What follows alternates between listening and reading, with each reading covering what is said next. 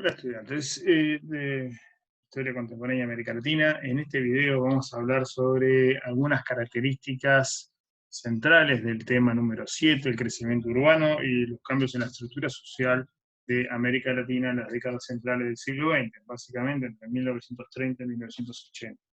Para eso ustedes se van a basar en el texto de Orlandina de Oliveira y Brian Roberts, que forma parte de la colección más amplia de la historia de América Latina, de Erich Bethel, donde analizan una serie de cambios estructurales desde el punto de vista demográfico y social en América Latina que son contemporáneos y en buena medida están íntimamente relacionados con el fenómeno económico de la industrialización y el fenómeno político de los populismos que veníamos viendo.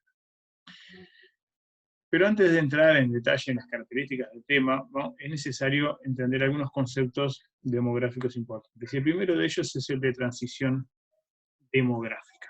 ¿Qué significa esto?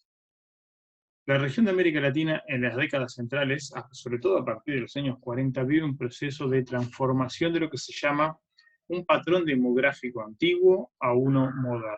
¿Qué quiere decir esto? Bueno, el patrón demográfico antiguo es el patrón demográfico tradicional, donde las tasas de mortalidad y de natalidad de la población ambas son altas, lo cual lleva a una estabilidad de la población, a un ligero crecimiento, pero con muchos nacimientos y muchas muertes.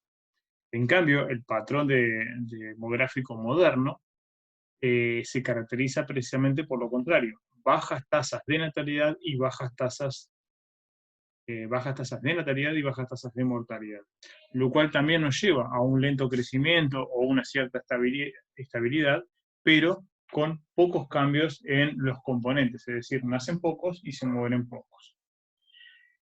El tema es qué ocurre en el medio, cuando se pasa de un patrón a otro. A eso se le llama transición demográfica, que lo podemos ver representado a través de este esquema. En el eje de la Y tenemos el porcentaje de población, en el eje de las X el tiempo. Aquí vemos representado el patrón demográfico tradicional, donde la tasa de natalidad es alta, la tasa de mortalidad es alta, es decir, el porcentaje de personas que nacen por cada 1.000 habitantes y la cantidad de población que muere por cada 1.000 habitantes. Y lo que ocurre es que cuando en las décadas centrales del siglo XX comienza a caer la tasa de mortalidad, primero lentamente y luego de forma abrupta, esto se debe fundamentalmente al avance económico y sanitario que vive la región, sobre todo por la expansión de los estados de bienestar y el respectivo aumento de los sistemas de salud pública que brindan, el aumento de la educación, que también lleva al tema de la prevención, expansión del acceso a las vacunas y los medicamentos. Todo esto lleva a una caída en la mortalidad de forma drástica en pocos años. Este fenómeno ya lo conocíamos en la historia por el caso de Gran Bretaña primero y luego Europa Occidental, quienes en el siglo XIX vivieron su transición demográfica. Y lo que ocurrió allí es que a lo largo de un siglo la mortalidad en el Reino Unido cae dramáticamente, pero la natalidad sigue teniendo el mismo comportamiento durante mucho tiempo. ¿Por qué? Porque más allá de las decisiones individuales, en general la natalidad de las poblaciones tiene que ver con una serie de patrones culturales que están muy profundamente arraigados en el comportamiento social. Y cambiarlo esto lleva un tiempo, muchas veces son algunas generaciones. La consecuencia para Europa en el siglo XIX fue una gran explosión demográfica, porque mientras caía la mortalidad seguían naciendo la misma cantidad de niños, y esos niños llegaban a la adultez y podían reproducirse, fundamentalmente porque cae la mortalidad infantil. Y eso lleva a que en pocas décadas tenemos una explosión demográfica. La solución que le encontró el Reino Unido y luego Europa Occidental fue la inmigración. Y habíamos visto en el tema anterior cómo en las décadas centrales del siglo XIX y hasta la Primera Guerra Mundial, más de 60 millones de personas emigraron de Europa a distintas partes del mundo, fundamentalmente a América. América Latina vive en el siglo XX un proceso muy parecido al de Europa del siglo XIX, en el sentido de que la mortalidad cae rápidamente por los avances económicos, políticos y sociales que vive la región en estas épocas, pero la natalidad sigue arraigada a fuertes principios sociales e incluso morales vinculados a la religiosidad de América Latina y a ciertas patrones de comportamiento asociados a la misma, como el no uso de métodos anticonceptivos o la necesidad de tener familias grandes desde la óptica de algunas orientaciones religiosas. Esto es lo que nos lleva a que durante bastante tiempo, mientras que la mortalidad cayó rápidamente, la natalidad sigue en su ritmo normal y luego, muy lentamente, comienza a descender. En el interín entre que se pasa de este patrón a este otro, lo que tenemos es una brecha enorme entre los que nacen y los que mueren. Y eso es lo que nos lleva a que la tasa de crecimiento de la población sea muy alta. ¿Y dónde lo vemos? En la brecha. Esta flecha que vemos aquí de doble dirección nos mide la brecha entre la cantidad de nacimientos y la cantidad de, perdón, las tasas de nacimientos y la tasa de muertes. Y esta diferencia enorme en un periodo de tiempo dado es lo que nos explica ese crecimiento de la población. Visualmente lo podemos ver de esta manera. Y toda esta brecha que vemos acá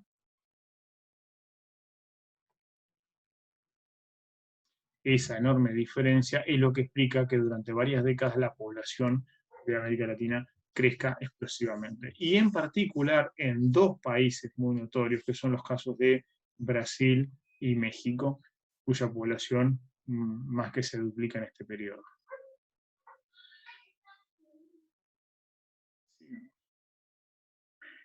¿Qué otro cambio se observa en América Latina en este periodo? Bueno, hay una transición mucho más abrupta de la población rural a la población urbana.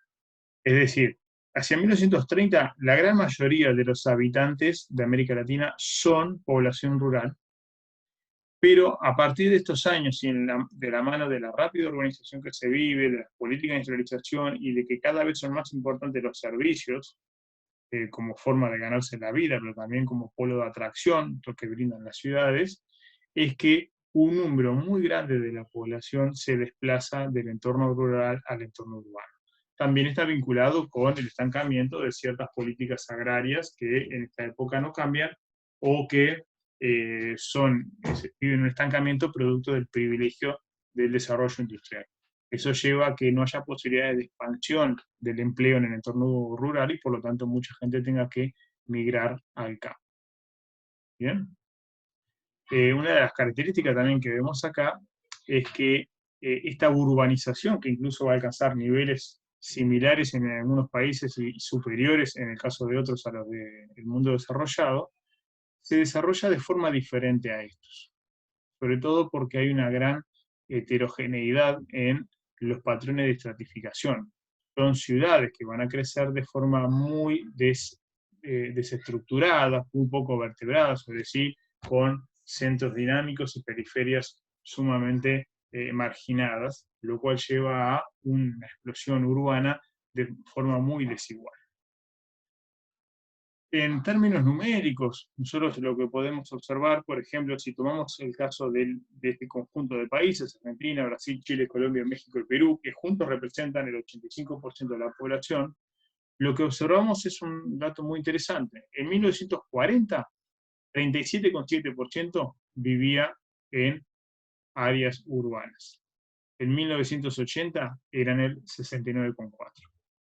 Básicamente lo que quiere decir es que mientras 2/3 de la población eran rurales y 1/3 era urbano en el 40, en 1980 esta relación se invierte.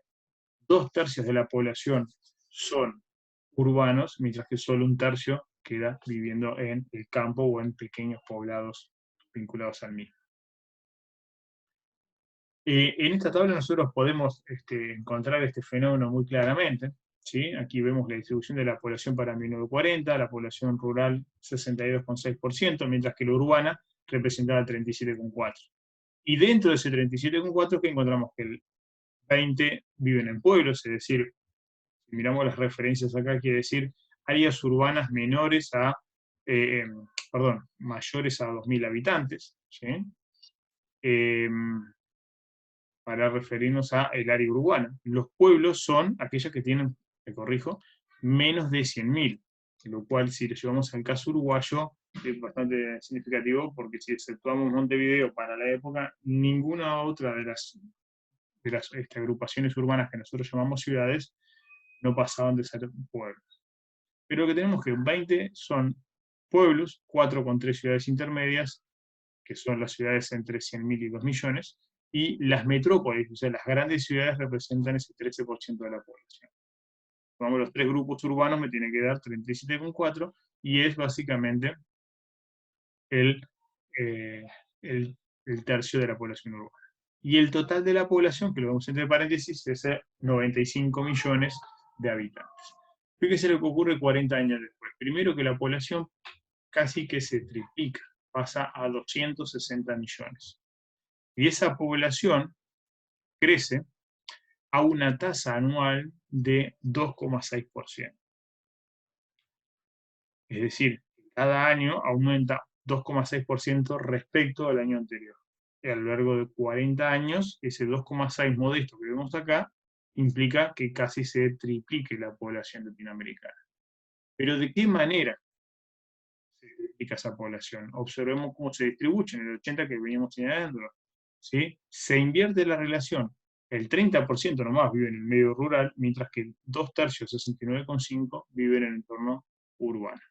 Y si observamos las tasas de crecimiento, o sea, medido en qué porcentaje de la población en el entorno rural aumenta, es un 0,08. Esto es prácticamente, en términos estadísticos, cero. Es decir, hay un estancamiento. Pero no quiere, o sea, lo que nos dice esto, la tasa de crecimiento, de que pese a que pasa de ser de 2/3 de la población a 1/3, ¿sí? No es que disminuya la población rural, sino que en realidad se mantiene estancada. Y lo que ocurre es que aumenta la población urbana. En buena medida porque la tasa de natalidad, la transición demográfica se aprecia mucho más en la ciudad que en el campo, y porque muchos de los hijos de las familias del campo tienen que emigrar a las ciudades. Un fenómeno que Uruguay también vivió en estas décadas. Y aquí vemos que la tasa de crecimiento anual de las áreas urbanas es de 4,1%.